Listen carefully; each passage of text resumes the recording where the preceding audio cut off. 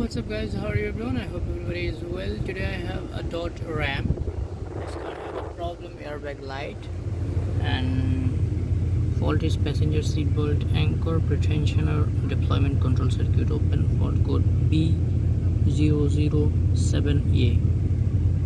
Passenger seatbelt anchor pretensioner.